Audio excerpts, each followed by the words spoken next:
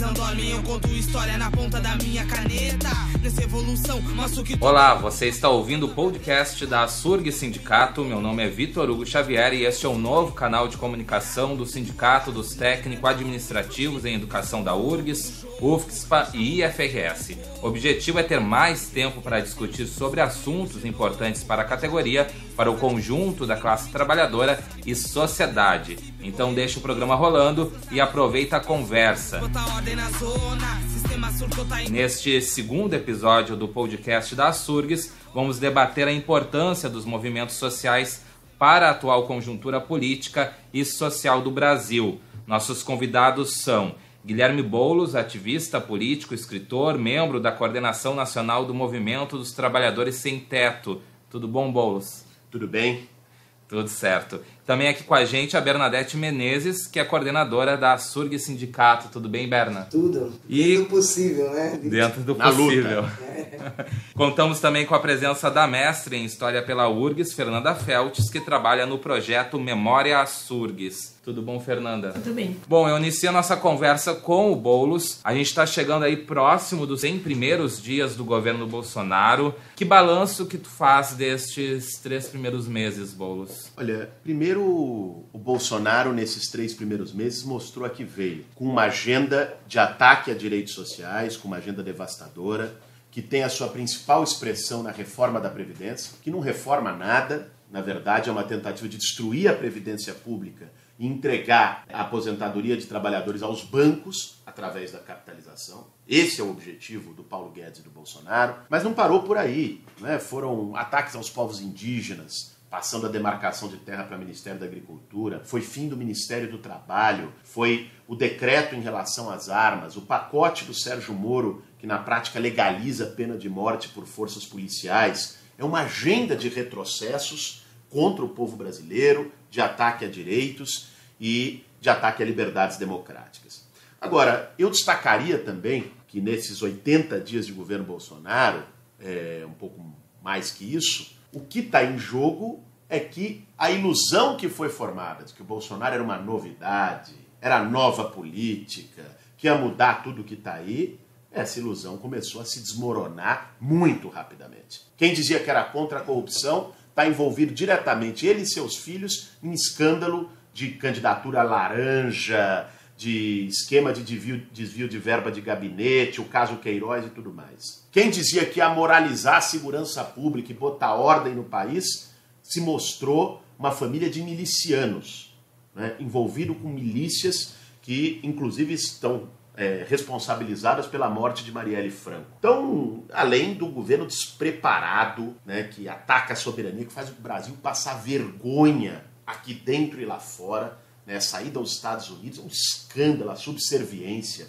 a submissão, o entreguismo, o despreparo dessa gente que hoje está conduzindo o país. Tanto é que nós tivemos recentemente os índices de popularidade do Bolsonaro, ele caiu 15 pontos em 2 meses. É a pior avaliação para um presidente da República nesse período, desde que se faz pesquisa.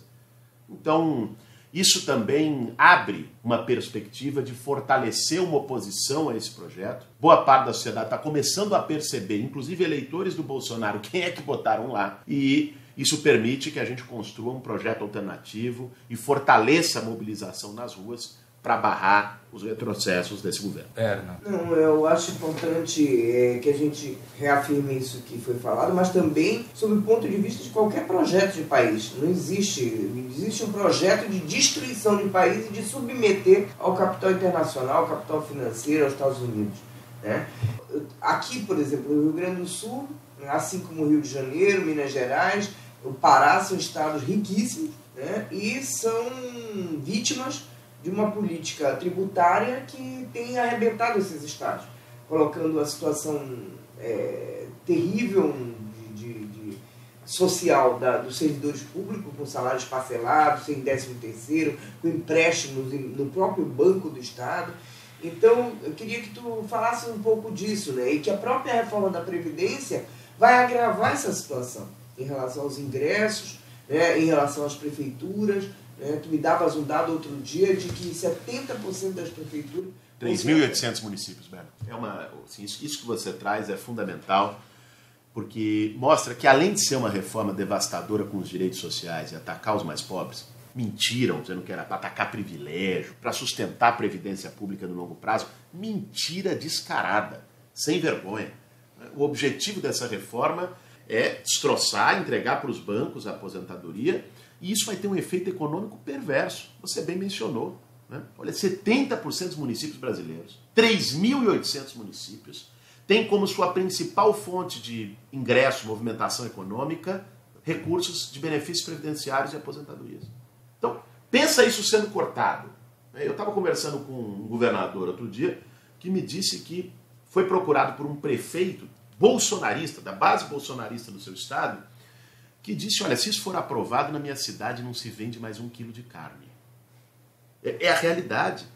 E qual efeito que isso tem? É importante quem está nos ouvindo no podcast aqui da Surg saber disso. O efeito que isso tem é o seguinte, tem menos dinheiro, a pessoa não vai comprar 1 quilo de carne. Vai comprar 1 quilo de carne, o açougue vai fechar, vai demitir o açougueiro.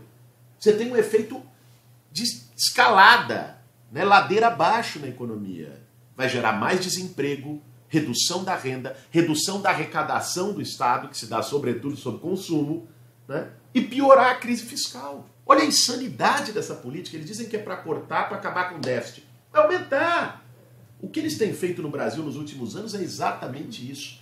É cortar políticas públicas, políticas sociais, querer cortar na aposentadoria para dizer que vai acertar as contas. E o déficit continua. É óbvio que continua, porque ao cortar você deprime a economia. E deprimindo a economia gera desemprego. Acaba com a movimentação econômica e reduz a arrecadação. A arrecadação diminuindo, o déficit aumenta.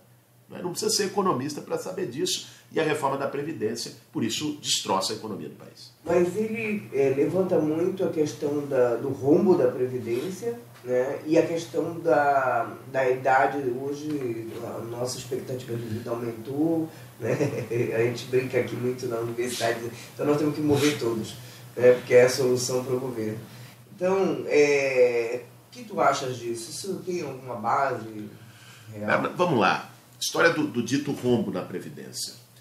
A Constituição prevê uma série de impostos que deveriam sustentar a Previdência e a Seguridade Social. Isso é o PIS/COFINS, contribuição social sobre lucro líquido, dinheiro das loterias. Tem um conjunto de dinheiro que deveria sustentar a Previdência.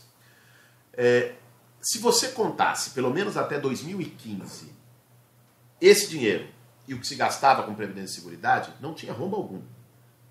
Quando em 2015 começa uma política de ajuste brutal, pega pesado, né? O país piora, a arrecadação diminui e de fato você cria um desequilíbrio, né?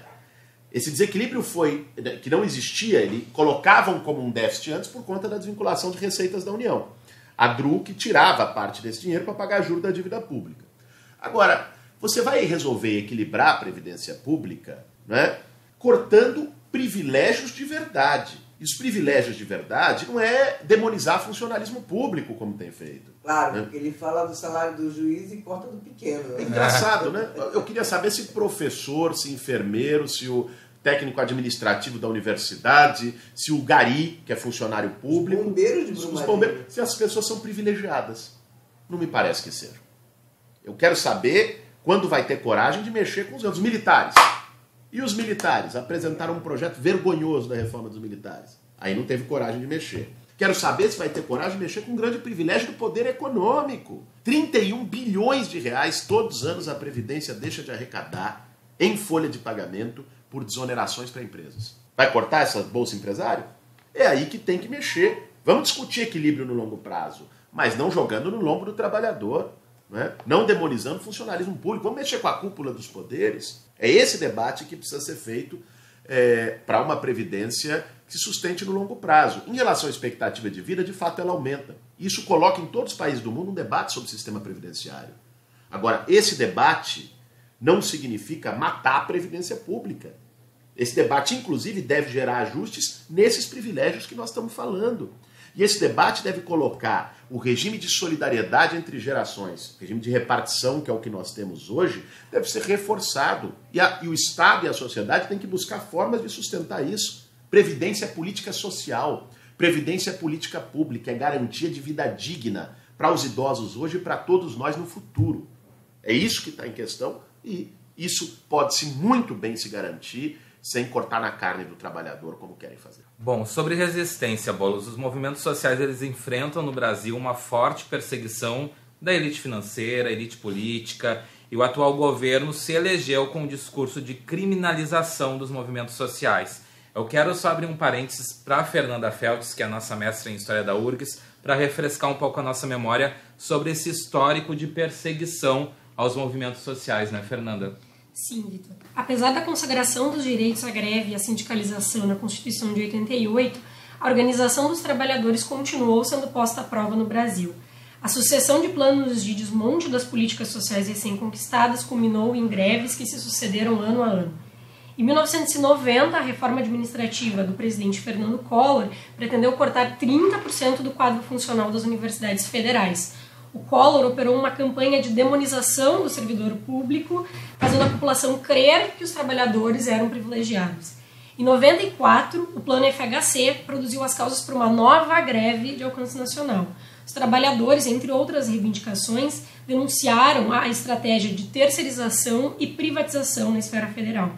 Naquele ano, postos da Polícia Federal foram ocupados militarmente para reprimir o movimento grevista e o Supremo adotou decisão que considerava ilegais todas as greves em curso. Quer dizer, a perseguição ao trabalhador na nova República Brasileira não é novidade. Nesse sentido, o ano de 94 foi marcante. Demonstrou as estratégias de repressão política a partir da esfera jurídica e institucional, ao mesmo tempo em que ocorriam outros crimes de motivação política. Em junho de 94, a base da SURGS se somou a outros sindicatos denunciando o assassinato de José Luiz e Rosa Sunderman, que eram dirigentes da FASUBRA vinculados ao PSTU. Um dia depois, Reinaldo Miranda e Hermógenes de Almeida Silva Filho, militantes do Movimento Negro Unificado e assessores da presidência do PT no Rio, foram mortos a tiros e encontrados no porta-malas do carro de um deles. As circunstâncias do crime lembram muito o caso da Marielle e do Anderson. Quer dizer, lembrar esses episódios demonstra os tipos de desafios com que a Organização dos Trabalhadores precisa lidar no Brasil. E aí eu te pergunto, Boulos, considerando isso, que historicamente o Estado brasileiro mata, tira direitos e assassina líderes políticos e a população vulnerável, como a gente pode organizar a luta dos trabalhadores? Olha, todo governo que destrói direitos, ele também sente necessidade de criminalizar quem luta. Porque é evidente que uma reforma da Previdência como essa, por exemplo, não vai passar com a sociedade aplaudindo e soltando fogos de artifício. Certo? Isso é um ataque brutal aos direitos. É evidente que se prevê uma reação de rua. Nós vamos ter mobilizações em todo o país, vão se fortalecer nos próximos meses, e isso gera receio, medo por parte de quem ganha com essa reforma, seja do governo, seja dos bancos, seja de todos os setores beneficiários que não são o povo. Então, o processo de criminalização é de se prever que ele se acentue no próximo período.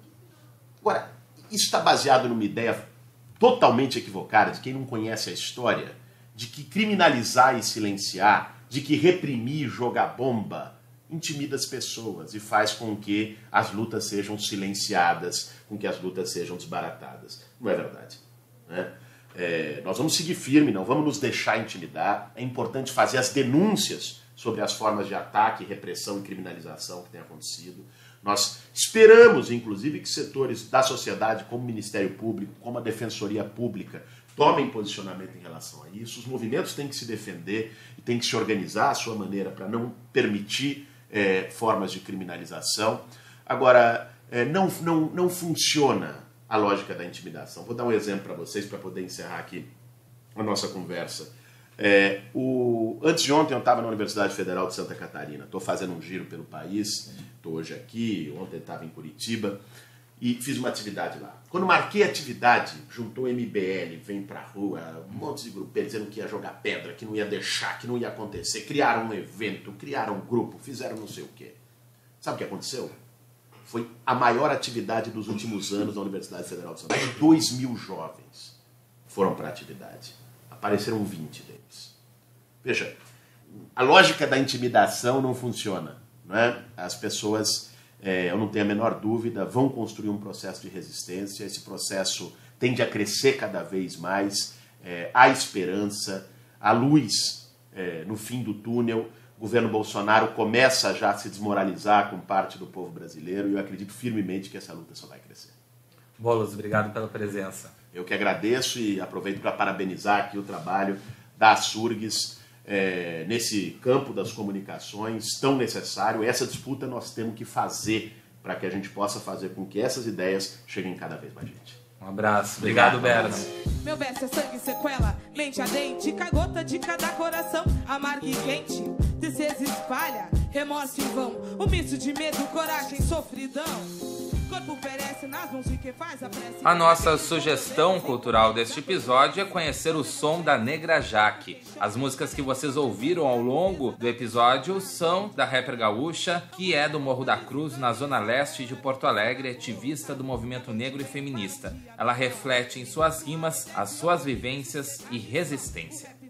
E tu, tem também alguma dica cultural para mandar pra gente? Ou uma sugestão de pauta? Entre em contato com a comunicação da Surgues. É só mandar um e-mail para imprensa@surgues.org.br que a gente lê a mensagem no próximo episódio do podcast. Lembramos também que estamos no Facebook e no Instagram. Só procurar por Surgues Sindicato, tudo junto. Faz parte da categoria e quer mandar um recado de áudio para a base da Surgues? Manda uma mensagem de áudio pelo WhatsApp da Surgues no número 5199236703. No próximo podcast, transmitimos as mensagens e a gente lembra que os áudios vão passar por uma seleção da produção do programa e que as mensagens de áudio têm que ser bem curtinhas, de até 1 minuto. Manda o teu pro 99236703 e esse número não aceita ligações. Acompanhe também a agenda do sindicato e nossas notícias no site asurgues.org.br. A apresentação e produção do podcast da Surgues é de Vitor Hugo Xavier. Pesquisa Fernanda Feltes. Técnica, identidade visual e apoio de produção Christopher Dalalana. Coordenação de comunicação Mariane Quadros e Marlise Paz. Coordenação geral da Surgues Sindicato, Bernadette Menezes, Charles Almeida e Rafael Berbigier. Até a próxima. Nos beats, nos arranjos, a cada track, vestimos panos, vestimos medos no silêncio das madrugas e a alma com segredos. Mostro segundo por segundo quem sou eu, na roda de rime, nesse mundo que é só meu. No íntimo do pensamento, a vida ensina, tudo aquilo que me aprisiona não me fascina. Nunca foi fácil, mas a resistência vem da era. Trago as sequelas desses quase 30 anos.